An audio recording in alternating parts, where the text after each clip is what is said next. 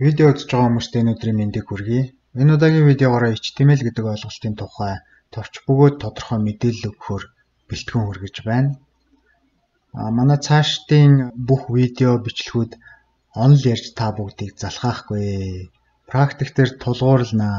За ер нь бол project хийгээд явчих учраас видео болгоны ард та ямар нэгэн хийсэн бүтээлтэй үлднэ гэсэн үг. Тэгэхээр ер нь эхнээс нь алдалгүй дагаад хийгээд яваарай л гэж зөвлөх гэдэг. Одоо бүгдээрээ зөвхөн HTML ашиглаад веб хийх учраас энэ веб маань нэлээд царай муутай веб болж таарна. Тэгэхээр энэ царай муутай бүтээлээ яаж өнгө оруулах уу, хэрхэн мейкап хийх үү гэдэг талаар дараагийн хичээл болох CSS гэдэг хичээл дээр үзнэ. Манай дараагийн бичлэгийг бас алдалгүй үзээрэй гэж зөвлөх байна. Одоо ингээд шууд веб хийж эхлэе. HTML гэж юу вэ? HTML гэдэг нь Hypertext Markup Language гэдэг үгний товчлол. Зорилго нь юу вэ гэхлээр браузерт хийх гэж байгаа вебийнхаа бүх агуулга, контент юмнуудыг ангилж салгаж, янзалж, цэгцэлж үзүүлэх зорилгоор ализений стандарт болцсон, дүрм тогтцсон HTML элементүүдээс бүрддэг ердөө нэг файл гэж ойлгож болно. Тэгэхээр ер нь веб хийнэ гэдэг нь одоо HTML файлууд үүсгээд эднэрийн хооронд нь холбоод явна л гэсэн үг. За тэгэхээр компьютерийнхаа хаана нэгтээ нэг фолдер үүсгэх хэрэгтэй. За манай анхны веб учраас first web гэж нэрлэжээ. За энэ фолдер дотор одоо хийх гэж байгаа вебтэй холбоотой бүх HTML файл, бүх зурагнууд, юмнуудаа хадгалаад явна гэж ойлгоорой. За эхнийхээ файлыг index.html гэдэг үүсгэж байна. За ердөө файлын экстеншнийг HTML болгож өөрчилснөөр бид нэр ер нь HTML файлыг үүсгэчлээ гэж ойлгож болно. За энэ үүсгэсэн index.html файлаа браузер дээр нээгээд харах юм бол мэдээж хэрэг бид нэр хоосон файл үүсгэсэн учраас юу ч харагдахгүй. Тэгэхээр энэ үүсгэсэн файлаа дурын нэг текст эдитер ашиглаад хөгжүүлэлтээ хийгээд явж болно. За би жишээ олгоод энгийн хамгийн ихний хэрэглэгддэг хэдэн элементүүдийг энд бичиж үзүүлье. За хамгийн ихний элемент нь doc type гэдэг элемент байна. За энэ бол байнга хэрэглэгддэг элемент биш учраас та хүн зүгээр намайг дуурайгаад бичиж явчихад болно. Хамгийн чухал үндсэн элемент бол HTML гэдэг элемент байна. За цаашдаа бид нэр tag гэж нэрлээд явчихна энэ элементүүдээ. Хэрвээ та нэг tag нээсэн бол тэр tag-а slash тэмдгийг ашиглаад буцаага заавал хааж өгөх хэрэгтэй байдаг. За энэ HTML tag нь дотроо хоёр үндсэн tag-аас бүрдэн. За эхнийх нь бол head гэдэг tag байгаа. За head tag дотор юу байдаг вэ гэхээр одоо хийх гэж байгаа вебсайтын маань бүхий л одоо нүдэнд харагдахгүй ерөнхий мэдээлүүд энэ head гэдэг дотор агуулгадад явдаг. За жишээлбэл миний хамгийн ихэнд ашиглах tag бол meta гэдэг tag байгаа. Meta гэдэг tag дотроо char set-ийг зааж өгнө. За би бол энд Kiril үсэг ашиглах учраас char set-ийг UTF-8 гэж зааж өгч байгаа. За энэ мөн ялгаагүй түгээмэл хэрэглэгддэг элемент биш учраас бас намайг дуурайгаад хийчээрэй. За дараагийн чухал элемент title гэдэг элемент байгаа. Title гэдэг элемент дотор юу бичигдэх вэ гэхээр веб браузерын энэ гарчиг хэсэг дээр харагдаж байгаа энэ текстийг title гэдэг дотроо бичиж өгдөг. Манай тохиолдолд энэ дефолтоор файлынхаа нэрийг авсан байгаа. За одоо энэ дээр хэдүүлээ Kiril-ээр нүур ууц гэж биччихье. Тэгээ файлаа хадгалаад браузерынхаа refresh товчийг дарснаар за энэ нүур ууц гэж бичсэн бичиг маань энэ дээр браузерын гарчиг хэсэг дээр харагдаж байгааг та бүхэн харж байгаа бах. За HTML дотор байдаг хоёр элементийн дараагийн элемент нь бол body гэдэг элемент байна. За body гэдэг элемент дотор юу бичигдэх вэ гэхээр манай браузерын яг энэ бие хэсэг дээр харагдаж байгаа нүдэнд ил харагдах бүхий л контентууд энэ body гэдэг дотор агуулгадад явна гэсэн үг. За жишээ олгоод би нэг текст бичээд үзье. Файлаа хадгалаад браузераа шинжилээд үзэх юм бол за энэ текст маань манай энэ бие хэсэг дээр харагдаж байна. За гэх мэтчлэн цаашаа ингээд дурын текст эдитер ашиглаад хөгжүүлэлт явуулж болно. Бидний хувьд бол Visual Studio Code гэдэг энэ кодинг эдитерийг ашиглана. Энэ нэгдүгээрт үнэгүй эдитер байгаа, хоёрдугаарт нэлээд сайн эдитер гэж үзсэн учраас бид цаашаа энийг ашиглахаар сонгоод байна. За Google-ээр Visual Studio Code гэдээ хайх юм бол татаж авах холбоос нь энэ дээр гараад ирнэ. За энэ холбоосыг ашиглаад татаж аваад өөр компьютер дээр суулгачаарай. За миний хувьд бол аль хэзээ суулгацсан байгаа учраас за эндээс файл хийснээс open folder гэдгийг сонгоод үүсгэсэн first web гэдэг фолдероо сонгоод оруулаад ирье. За ингэж оруулж ирснээрээ манай first web гэдэг фолдер дотор байгаа бүхий л файлууд ингэж агсаа гараад ирнэ. За index.html файлаа нээгээд харах юм бол энэ текст эдитер дээр илүү гоё өнгөөр ялгаад цэгцтэй харуулж байгааг та бүхэн анзаарч байгаа бах.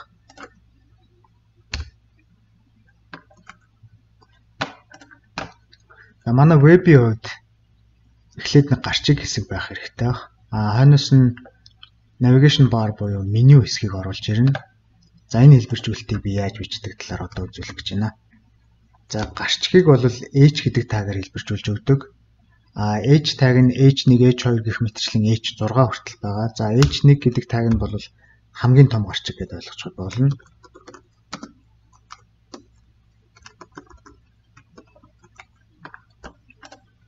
За ингэ шинжилгээ тарь.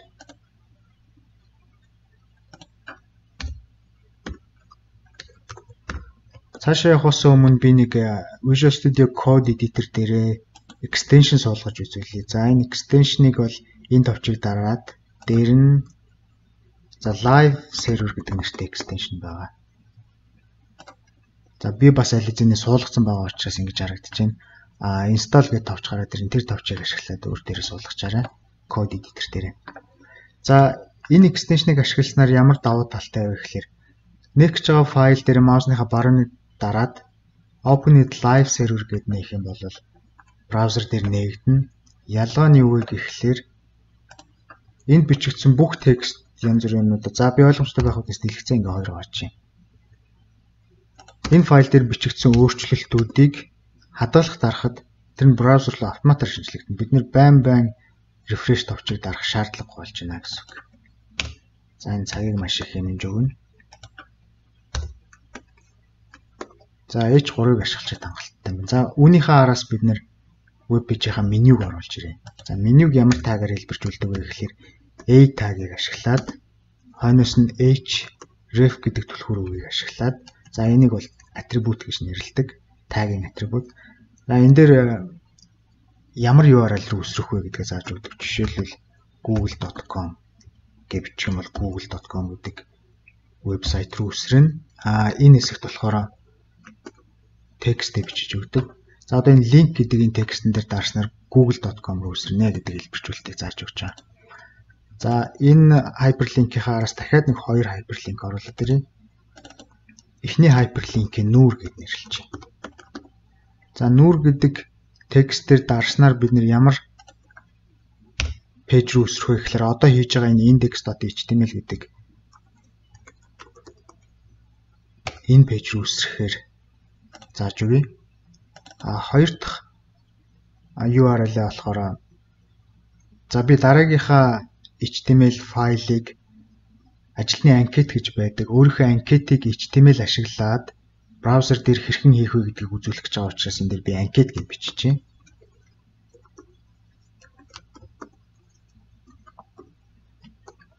За анкет пэйж маань бэлэн болоог байгаа учраас URL бичдэг хэсгээ хоосоо орхиж байна.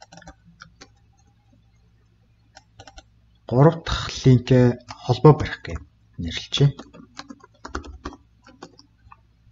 За ингээ манай нүүр хуудсан маань толгой хэсэг нь header хэсэг нь бол бэлэн болчлоо. Үүнийхээ араас дахиад нэг том гарчиг оруулж ирж үзье. H1 тагийг ашиглаад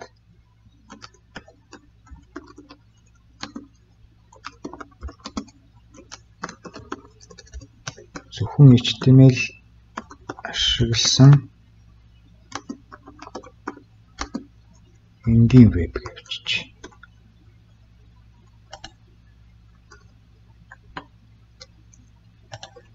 Үүнийхөө хойноос sub гарчиг буюу жижиг гарчиг оруулж өгье. H3 тайгийг ашиглаад энэ текстээ өөрчлөөд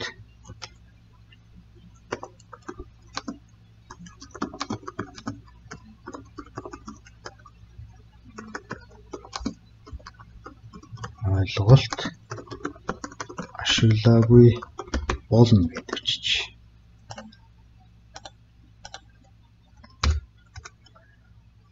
Одоо манай пэйжийн footer хэсэг буюу энэ одоо доор харагдах хэсгийг нь оруулж ирээ. За энэ дээр бол зүгээр нэг 2 hyperlink оруулаад ирье.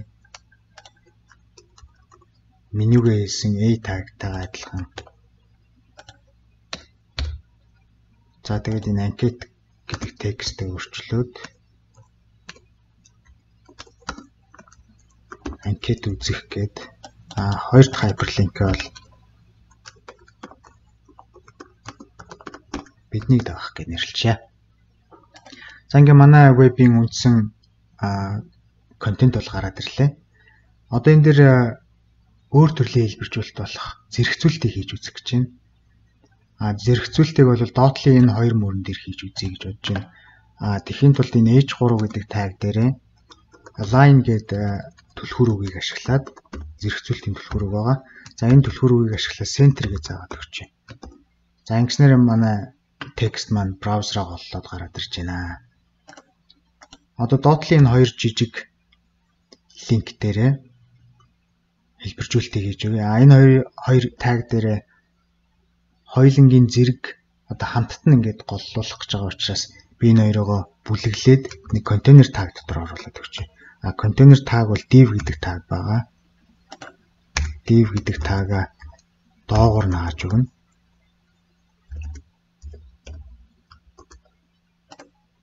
За одоо энэ хоёр маань ингээд div гэдэг tag дотор агуулгдсан юм бүлэг элемент болж байна гэсэн үг. Одоо div tag дээр би ганцхан зэрэгцүүлэлтээ хийгээд өгчих юм бол энэ хоёр маань хоёулаа цугтаа голлно. За та бүхэн анзарч байгаа энэ хоёр элемент нь хоёулаа цуг голж ирж байгааг анзарч байгаа хаа. За ингээд манай нүүр хуудас веб пэйж маань бэлэн боллоо. Одоо манай хоёр дахь пэйж resume буюу өөрийнхөө анкетыг HTML ашиглан хэрхэн браузер дээр дүрсэлж болох вэ гэдгийг үзүүлэх гэж байна. За юуны төрөнд файлаа үүсгэе.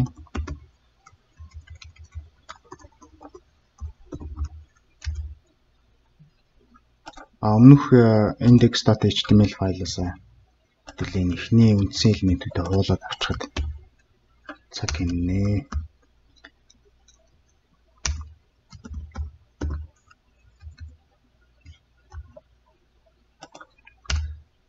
За энэ удаагийн пэйж маань нэлээд олон төрлийн HTML элементүүд ашиглах учраас эхнээс нь толгой өрөхгүй зэгцтэй явахын тулд бүгднийг section болгоод хуваая гэж бодож байна. Тэгэхээр ямар section болгож хувааж болдог тагууд байдаг вэ гэдгийг аль болох бүгдийг нийлж өгөхийг бодъё. Ихэнхийг нийлж өгөхийг бодъё. За энэ header гэдэг tag байгаа. За энэ header гэдэг tag-аар бол пэйжийнхээ толгой хэсгийг хэлбэржүүлж өгдөг гэж ойлгож байна. За тэгэхээр энэ header гэдэг tag дотор ямар элементүүд орж ирэх вэ гэхээр яг манай пэйжийн өмнөх хэсэгтэй адилхан энэ хэсгүүд header хэсэгт орж ирнэ. За би гарчгаа жоохон томруулад анкет гэж бичиж. За дараагийн менюний хэсэг дээр хэдүүлээ меню хэлбэржүүлдэг тусдаа tag байгаа. Тэр tag-ыг мөн ашиглаж байна. За энэ nav гэдэг tag дотор менюг бичиж өгөөд за энэ дотор нь UL гэдэг tag ашиглаж.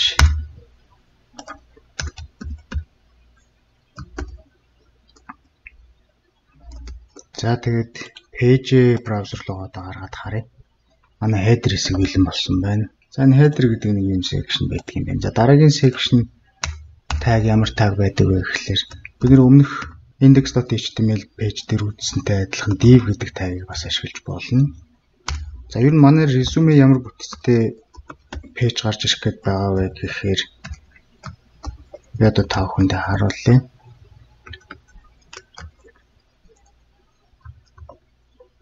Өөрөөр резюмен дээрээс би текстээ ялгаж аваад тусад нь үүсгэсэн байгаа. Би тэр текстээ ашиглаад хуулаад явчихна гэсэн үг.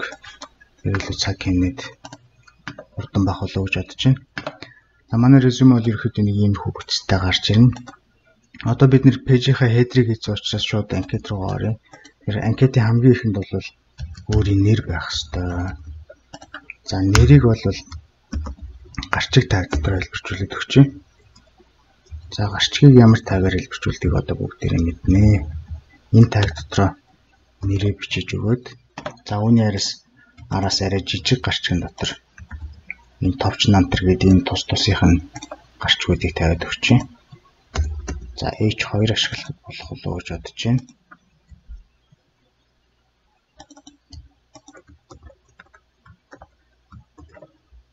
За товч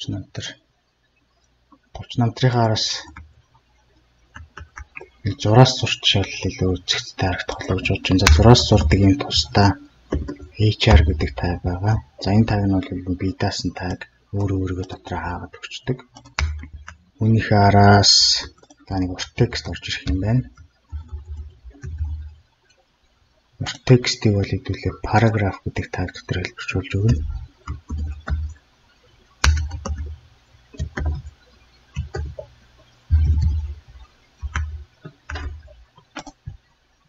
За хангалттай харагдаж байна.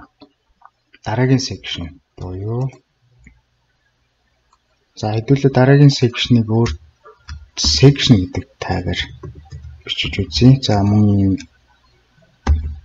групп болгож хувааж өгдөг ийм хуваалт хийдэг ийм тусдаа таг бас байдаг. За энэ тагийг ашиглаж үзүүлье. Манай дараагийн section бол мэргэжлийн ур чадвар гэдэг хэсэг байгаа. За мөн адил өмнөх тагтайгаа элементүүдтэйгээ адилхан бүтцтэй байх учраас өмнөхөө хуулаад тавьчвал илүү цаг хэмнэн. За одоо биднэрт дахиж нэр байх хэрэг байхгүй учраас том таг авч жижиг таг дотроо мэргэжлийн ур чадварууд гэдэг тексттэй хуулаад одоо биднэрт параграфын оронд нэг юм жагсаалт орж ирнэ. Тэгэхээр бид нэр жагсаалтыг ямар тагаар хэлбэржүүлдэг вэ гэдгийг одоо та бүхэнд хэлж өгөх гэж байна. За жагсаалтыг хэлбэржүүлдэг хоёр янзын таг байгаа. Эхний таг нь бол UL буюу unordered list. Өөрөөр хэлбэл дугаарлахгүйгээр жагсаана гэсэн үг. За тэгээд жагсаах элементүүдээ бол бүгдийг li буюу list item гэдэг ийм элемент дотор жагсааж өгдөг байгаа. Жишээлбэл хамгийн эхний текст буюу C#, Python, Java гэдэг текстийг эхний элемент дотор хуулчих. За ингээд биднэрт 1 2 3 4 5 6 мөр дахиад энэ мэнгэл дээр хэрэгтэй. Тэгэхээр энэ мөрөө хуулаад 2 3 4 5 6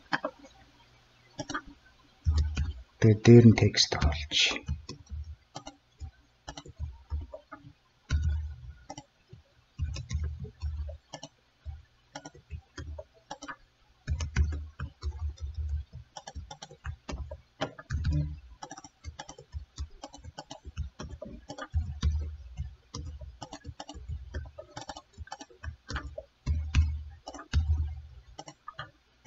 За ингэж хуулсны дараа манай лист яаж харагдахыг хэдүүлээ браузер дээр харъя.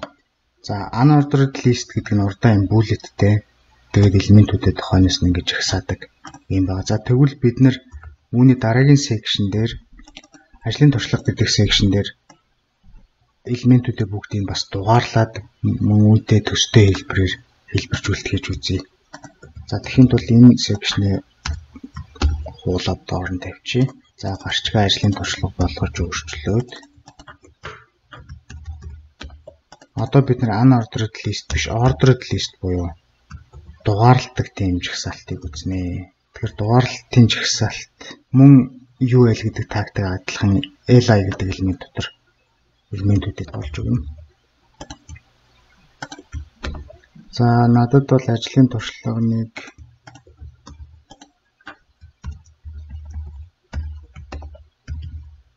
2 3 4 ажлын туршлага байгаа учраас бусад LI элементүүдийг ингээс хасна.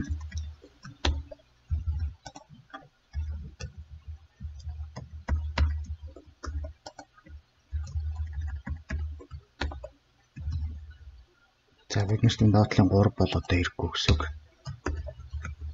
Одоо ингээ браузер дээр хэрхэн харагдах юм бэ? За одоо бидний ялгаа нь энэ дээр харагдаж байна. Ажлын туршлага дээр дугаартай. Өмнөх дээр бол бид нар зүгээр дугааргүйгээр жагсаасан байна.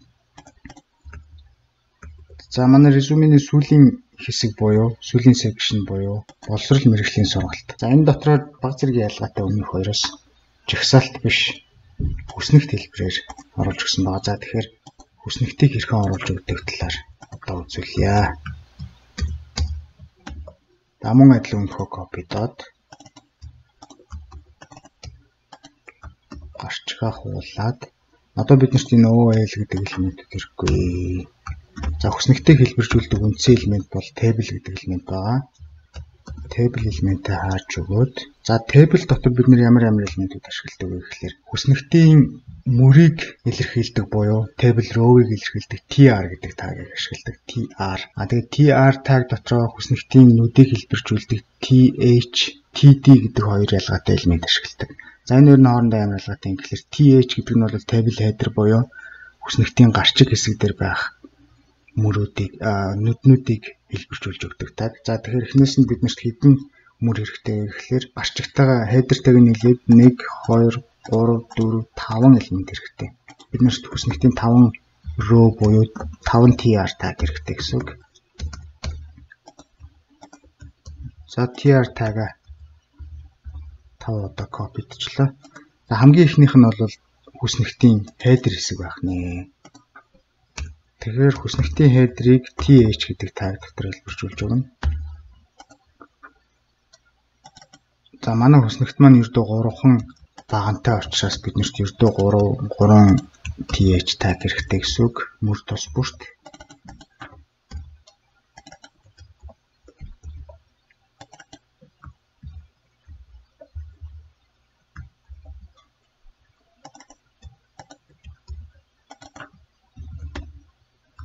За ингээ манай хүснэгтийн header хэсэг илэрхийлжлээ гэж ойлгож байна. За энэ header хэсэг маань гарч ирж байна. Одоо хэдүүлээ бусад мөрийн хэсгүүдээ оруулж өгье. За хүснэгтийн header-с бусад нүдийг бол td гэдэг таагаар хэлбэржүүлж өгдөг. За манай тохиолдолд мөн адил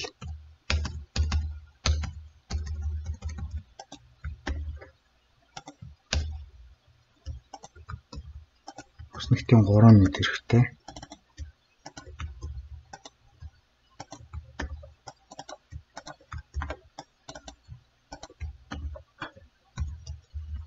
За мөр тус бүр дээр байгаа энэ 3 нүдээ мөн доотлолт нь хуулаад өгчий.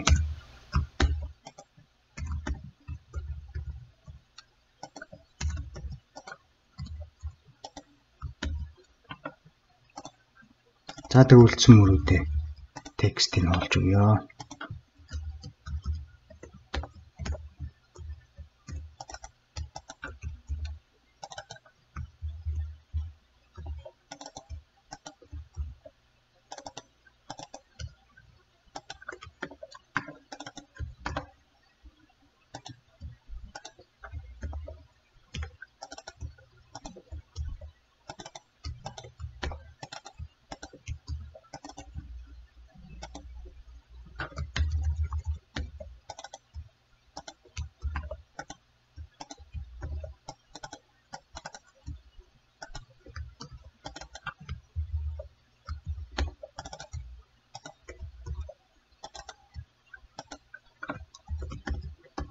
За одоо манай хүснэгт ерөнхийдөө бэлэн болчлаа. Браузер дээр харъя. Бордергүй хүрээгүй харагдаж байгаа учраас жоохон замруу харагдаж байна. Тэгэхээр хэдүүлээ энэ дээр хүрээ нэмээд өгчээ.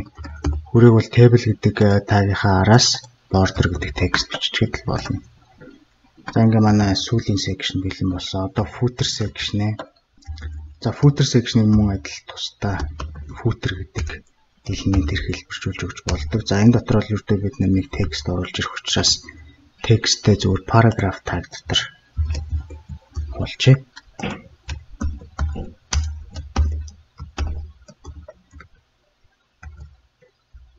За үүнийхээ дээгүүр мөн адилхан зураас зурцсан тэг харагдахаар анзаарэгдэж байна. За ингээ манай анкет пэйж маань бэлэн боллоо.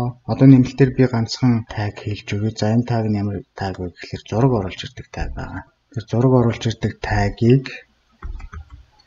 бид нар зураг хэрэгтэй. Ер нь бол би энэ товч намтар гэдгийн араас энэ баруун гарталтаа нэг жижигхэн зураг оруулаад ирье гэж бодсон. За би өмнө нь ингээ зураг бэлтгэсэн байгаа учраас та өөрсдийнхөө цээж зургийг ч юм уу энэ оронд бэлдээд оруулж болно. За зураг ажиллаж байгаа фолдер дотор хуулаад зургийн хэлбэржүүлэлтийг за би товч намтрын араас за IMG гэдэг таагаар хэлбэржүүлж өгдөг. IMG гэдэг тааг нь хойноос SRC буюу source энэ зураг маань хаана байрлаж байгаа юм бэ гэдгийг тодорхойлж өгнө. За манай тохиолдолд энэ манай фолдер дотор байгаа учраас шууд файлынхаа нэрийг бичиж болно. За ингээд зургийн таагаа хаагаад браузераа шинжилгээд үзвэл ингэж харагдаж байна. Одоо энэ зураг маань баруун гарталт биш тусдаа мөр болоод ороод ирсэн байгаа учраас энийг бид баруун гартал руу зэрэгцүүлэх хэрэгтэй юм байна. Тэр зэрэгцүүлэлтийн таг ямар таг байдгийг одоо бүгдээрээ мэдж байгаа учраас шууд бичиж үзье. За баруун гарталтаа гарч байна. Тэгээ зураг маань арай том хэмжээтэй байгаа учраас би зургийнхаа өргөнийг баг зэрэг жижигсгээд үзье. За энэ илүү дэлгэрэнгүй энэ тагийн атрибутуудын тухай илүү дэлгэрэнгүй дараагийн хичээлүүд дээр ороод явчих учраас энэ удаагийн хичээл дээр ингэж орхив. За манай резюме бэлэн боллоо. Одоо бид нэр энэ нүүр гэдэг пэйж дээр энэ анкет гэдэг текстээр дарахлаар манай резюме рүү өсрөх ёстой. За би энэ дэлгэцийг заагаад өгсөн байгаа юм байна. Үүсгэсэн резюме файлаа энэ URL дээр зааж өгöd. За тэгээ анкет гэдэг товчон дээр дарахлаар энэ резюме пэйж рүү өсөрч байна. Зорж байгаа бах. За тэгээ дараагийнхаа хичээлээр уулзцай. Манай дараагийн хичээл CSS хичээл буюу хийсэн байгаа энэ веб резюмег хэрхэн гоё өнгө оруулах вэ? Хэрхэн гоё одоо харагдах байдлыг илүү гоё болгох вэ гэдгийг дараагийн хичээл дээр үзнэ. Анхаарлаа хандуулсанд баярлалаа.